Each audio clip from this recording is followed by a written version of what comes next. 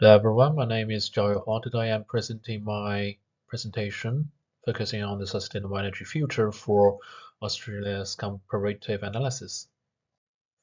Well, as the name listed, the presentation will go through 6 stages. I will first give a brief introduction to the Australia's energy landscape, presenting its current energy situation and the future potential. Then I will compare two detailed energy portfolio report 36 and 39 with my own proposed energy strategy. By making the comparison and look deeply in each of our strategy and developing sustainable energy in Australia, we will explore our eyesight in the nation's renewable energy potential and the proposal transition mix and the lesson we can learn forward. After that, I will make a critical thinking on areas that can make improvements to our strategy and give a self-reflection to my report and give a final conclusion to all these statements. The first stage, we will go through the introduction. Sustainable energy plays a vital role in reducing emission, supporting energy security, and ensuring long-term affordability for the electricity consumers. For a country like Australia, which is rich in solar and wind resources, there is a clear opportunity and responsibility to move towards a new renewable and cast out fossil fuels like coals and gases. This presentation aims to compare three-stage reports, reflect on our strategies, and conclude possible improvements for each passage. The agenda of this presentation will cover background of the Australia's energy landscape, a detailed comparison of the three reports including other two and mine, a feedback on the old reports, and the final reflection during my own learning processes. Then in this stage, we will look into the Australia's current energy landscape. Before imagining Australia's energy developing direction and future, we should first see what energy structure Australia has at the present time. Currently, over 70% of Australia's electricity comes from the fossil fuels, mainly coal and gas. The heavy reliances contribute to higher per capita emission and threatens Australia's international climate commitments. As we can see in the chart, the coals take up to 54% and the gas has taken up 20%. However, despite the dominance of fossil fuels, there is also a noticeable increase in Australia's renewable energy sources, such as solar and wind. These sources are becoming more cost-effective and scalable to be the future of Australia's energy. Well, luckily, thanks to those energy existence, Australia has a great potential in those new energy generation. Solar, wind, and hydro are abundant within Australia area. The share of renewable is growing steadily, taking up more importance to the total electricity generation. Solar and wind now has already supplied over 20% of electricity total, and a state like South Australia is leading in the renewable energy integration. Still, Australia is still facing the challenge of balancing the energy trilemma, ensuring sustainability, maintaining the energy security, and keeping the energy affordable for the consumers within Australia. Now let's move on to one of the core components of this presentation, a comparative analysis of three detailed energy reports. These include Report 36, Report 39, and my own energy portfolio developed in Task 2. Each of these reports explore what a sustainable energy mix could look like for Australia by 2050, but they do so with slight different perspective, strategy, and assumption. We will begin with Report 36. This report outlined a transition strategy centered on a diversified but conventional mix. It proposed 35% of electricity from solar PV, 30% from wind, 10% from hydroelectric power, and 50% from storage system like batteries and pumped hydro.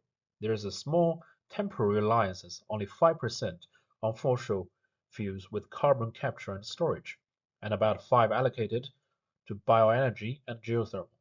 This emphasis here is on realistic development of a already mature technology, supported by a strong focus on the microgrid development and regional distribution reform. What stands out in Report 36 is its attention in infrastructure and policy feasibility. It recognized that even the best technology cannot be deployed successfully without robust grid support and effective public-private coordination. It also emphasized that the role of battery storage and policy-driven equity, especially in the rural and remote communities. Now turning to Report 39. It presents a more technologically ambitious portfolio. This strategy aims to eliminate fossil fuels entirely by 2050 and propose a broader range of renewable resources. Specifically, it suggested 38% solar, 27% wind, 10% hydro, and 10% each from geothermal and wave energy. Bioenergy makes up the remaining 5%. What makes this report unique is its inclusion of wave and geothermal as key players, which aren't yet widely adopted in the Australia. The strength of Report 39 lies in its innovation. It doesn't just talk about energy generation, but also dive into the policy reform, grid modernization, community engagement, and even land use calculation. For example, it estimates the land area needed to support for solar farms at a level of detail that enhances credibility and relevance to the policymakers. Now, comparing these to my own report,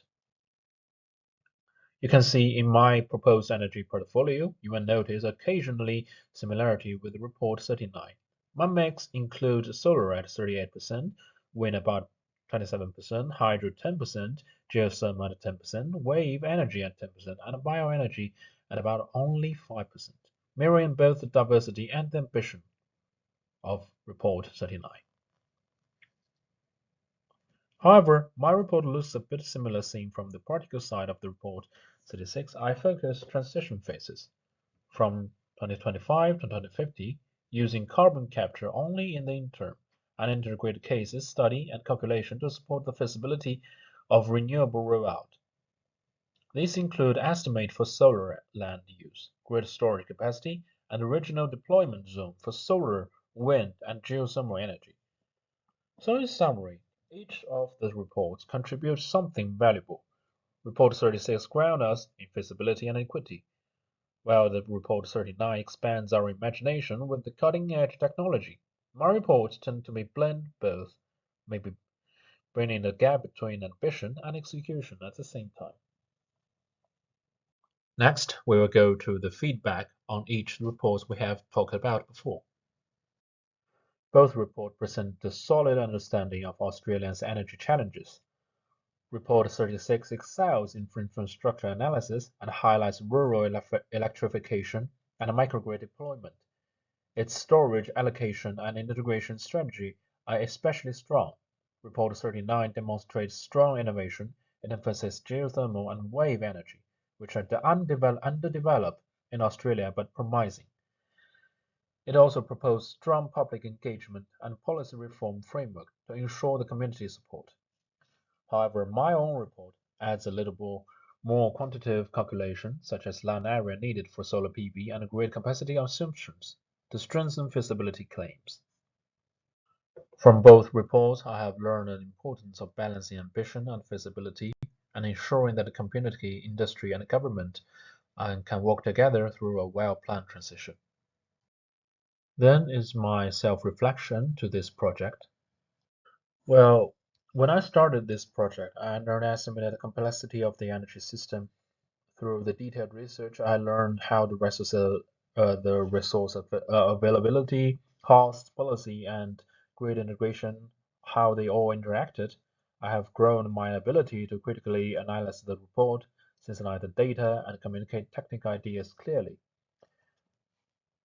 Well, the main challenge was to collect meaningful information from the multiple sources and present it in a more proper way. Using GenAI tool can help me in structuring the report and did help me from the beginning idea of how to build up the whole structure of this presentation. Well, the experience has equipped me with valuable skills in this research, the critical thinking, the communication, and I plan to apply these skills in future projects and continue to explore sustainable energy solutions. To conclude, a sustainable energy future for Australia is both available and essential. Achieving an Australia and achieving a sustainable energy future is available for Australia, for it has the potential to achieve a better future by transitioning to a diverse renewable energy portfolio, but this requires strong policy support, technological innovation, and community engagement. And I believe that by implementing the proposed strategy, Australia can become a global leader in the sustainable energy area, contributing to the global climate goals and ensuring long-term economic stability. Thanks for listening to my sustainable energy portfolio and comparison to the other two references articles. That's all. Thank you.